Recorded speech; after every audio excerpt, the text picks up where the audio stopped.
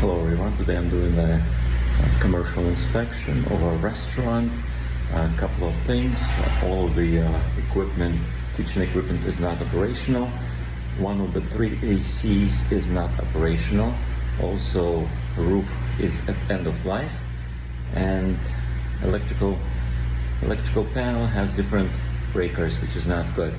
Some moisture on the ceiling and walls and floors.